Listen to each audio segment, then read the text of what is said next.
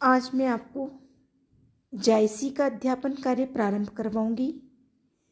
मलिक मोहम्मद जायसी का पद्मावत एक उत्कृष्ट प्रबंध काव्य है। कला और भाव दोनों की दृष्टियों से पद्मावत एक विशिष्ट ग्रंथ बन गया है। उसमें भाषा का सौष्ठव, शैली की सरस इतिवृत्तात्मकता, रसनीयता, घटना प्रसंगों आदि का जीवंत वर्णन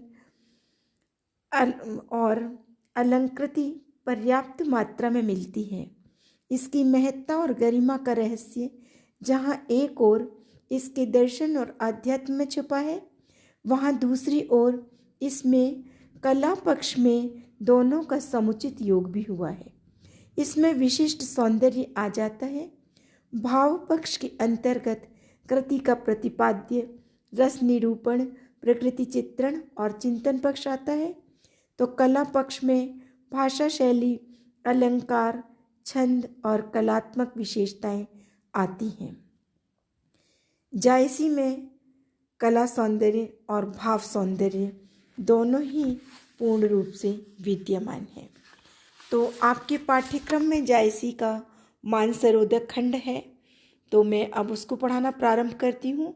सबसे पहला पद आपके समक्ष प्रस्तुत है। एक दिवस पुण्यो तिथि आई, मान सरोदक चली नहाई। पद्मावती सब सखी बुलाई, जन फुलवारी सबे चले आई। प्रस्तुत पद्यावतरण कवि जायसी कृत पद्मावत के मानसरोधक खंड से लिया गया है। कविवर जायसी प्रस्तुत अंश में पद्मावती के स्थान, उसके सौंदर्य एवं उसकी सहेलियों की शोभा का वर्णन कर रहे हैं कि कैसे पद्मावती की सभी सखियां पद्मावती के बुलाने पर आती हैं।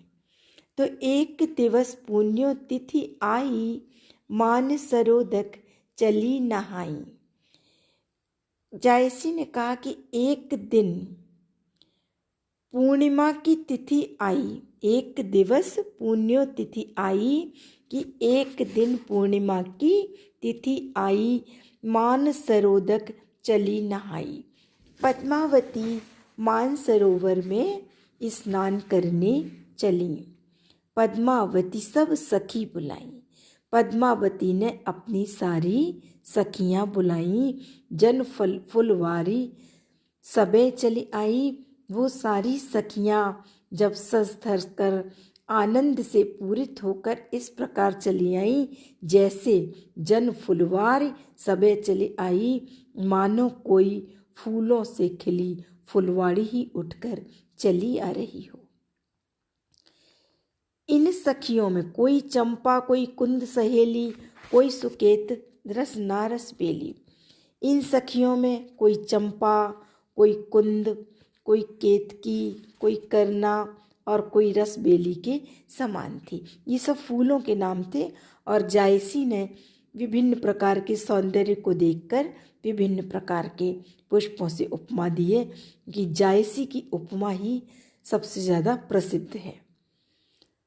कोई गुलाल सुदर्शन राती, कोई सो बकावरी बचकुन भांति। तक कोई गुलाल, कोई लाल सुदर्शन, कोई गुलाब कावली के गुच्छों के समान से शोभित थी। ये क्या है? विभिन्न प्रकार के पुष्पों के नाम हैं। कोई मौलश्री, है ना, पुष्पावती, तो कोई मौलश्री के समान फूलों से लदी हुई थी। कोई जाही जूही सेवती, कोई जाही, कोई जूही, कोई सोनजरत, कोई सफ़ेद गुलाब, कोई केसर जैसी थी, कोई श्रृंगार हार नागेसर और कोई हर श्रृंगार और कोई नागेसर के समान थी। चली सबे मालती संग, फूली कमल कुमोद, वेद रहे गन गंधर्व, बास परम दामोद। कोई सफ़ेद जंगली गुलाब, कोई सदवर्ग, कोई चमेली और कदम्ब के समान लताओं जैसी थीं। चली सबे मालती संग, फूली कंवल कुमुद। वे सभी सखियां पद्मावती के साथ चलती हुई इस प्रकार सुशोभित हो रही थीं जैसे फूली कमल कुमुद, कमल के चारों ओर कुमुदनियाँ खिल रही हों। वेदी रहे गण गंधर्व और गंधर्व रूपी भौरे उनके शरीर से उठने वाली सुगंध का पान कर बाद परमदा आमोद। और इस प्रकार उनके गंधर्व रूपी भौरे उनके शरीर से उठने वाली सुगंध का पान कर परम आनंद में मदमत्त हो रहे थे। यानी भौरे भी उनकी सुगंध से परम आनंदित हो रहे थे। तो इसमें जायसी ने चौपाई दोहा छंद का प्रयोग किया है और इसमें श्लेष, अनुप्रास और उपमा अलंकार है। खेलत मान सरोवर गई, जाई पाल पर ठाड़ी भई। और यह भी मानसरोदक खंड से लिया है। इसमें जायसी ने ऐहिक संसार और पारलौकिक जगत की रहस्यवादी भावना को व्यक्त किया है। खेलत मानसरोवर गई, कवि कहते हैं पद्मावती और उसकी सभी सखियां खेल करती हुई मानसरोवर पर जाकर पहुंची और जाई पाली पर ठाड़ी भई और जाकर किनारे पर जाकर खड़ी हो गईं। देखी सरोवर हंसे कुलेली, पद्मावती सो कहे सहेली। वे सब मानसरोवर को देखकर हंसती और खेलती हैं और पद्मावती से वो सारी सखियां कहती हैं, ए रानी मन दीख विचारी, यही नहर रहना दिन चारी। कि अरे रानी तनिक विचार तो कीजिए, हम लोग अपने नहर मतलब अपने माता पिता के घर थोड़े ही दिनों के मेहमान हैं। यही नहर रहना दिन चारी, हमको थोड़े ही दिन अपने माता पिता क्या रहना है। जो लगी अहे पिता कर राजू, इसलिए जब तक पिता का राज्य है, हम पिता के शासन में है तो खेल लेहु जो खेलो आजू। तो हम जो खेल खेलना चाहें वो खेल लेते हैं। पुनि सासुर हम गवनव काली, क्योंकि कुछ दिन पश्चात तो हमको ससुराल में जाना पड़ेगा।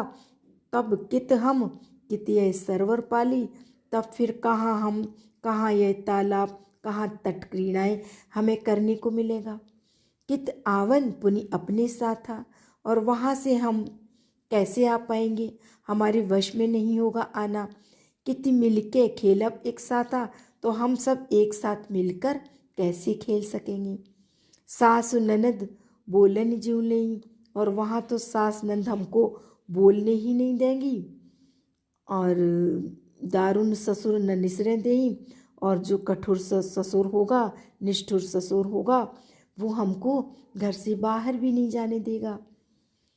पिय प्यार सिर ऊपर पुनि सो करें दहूँ काऊँ, यद्यपि प्रियतम का प्यार, प्रिय का प्यार हमारे साथ होगा, फिर भी पता नहीं उनका हमारे प्रति व्यवहार कैसा हो।